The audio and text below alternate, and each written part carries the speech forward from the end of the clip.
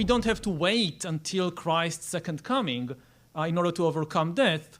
A couple of geeks in a laboratory can do it if you give them enough time and money. You have a lovely passage where you say, looking at the world today, God seems to be making a comeback, but this is a mirage. God is dead. It just takes a while to get rid of the body. I don't think life has any meaning.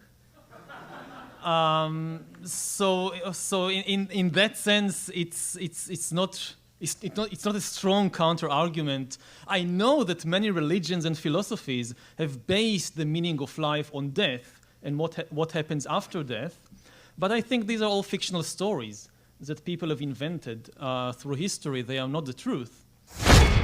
Because throughout history, death was kind of the great equalizer.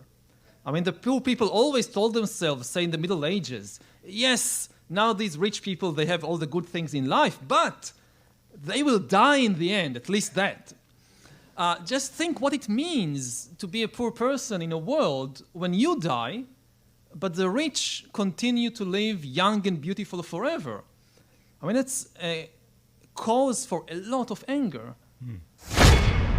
If you think about the Bible, for example, so in the first book of Genesis, what God does is to create animals and plants and humans, and we now want to gain this ability to ourselves to manufacture animals and plants and humans. And we even go beyond God. I mean, even if you believe in the Bible, the only thing the God of the Bible managed to create is organic beings. He managed to create the cows and the tomatoes and the giraffes and the humans, all organic. Now we try to go beyond the God of the Bible and create inorganic life, something he never managed to do, either according to the Bible or according to biology. For 4 billion years, all of life was organic, and now we want to create inorganic life. That's really, divinity is not far enough to describe what we are trying to do. The soul and the afterlife and things like that, the main task of God was to ensure agricultural production and victory in war. If you read really the Hebrew Bible, the Old Testament, it's all about agricultural production. It's about rain, it's about pestilence, it's about fertility. And now we are much better than the God of the Bible. I mean, in the Bible, you have these recurring droughts that the people of Israel do something wrong, God's become angry, drought, no water. And now Israel has built, in recent years, a huge desalinization factory on the shores of the Mediterranean.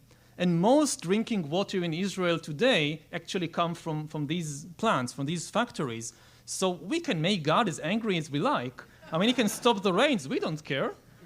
We still have water because science has managed to go way beyond the expectations of the ancient Hebrews.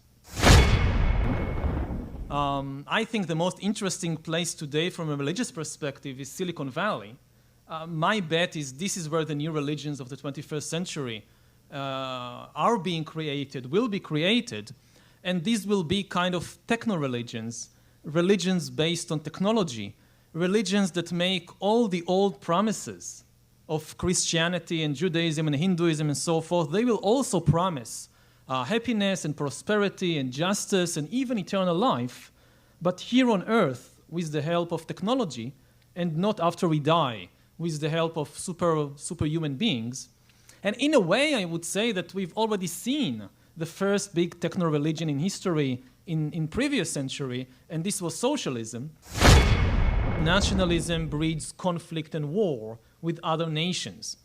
It's still a danger in the 21st century, but in the 21st century, the much bigger danger is that nationalism will prevent us from countering the global challenges that characterize this century.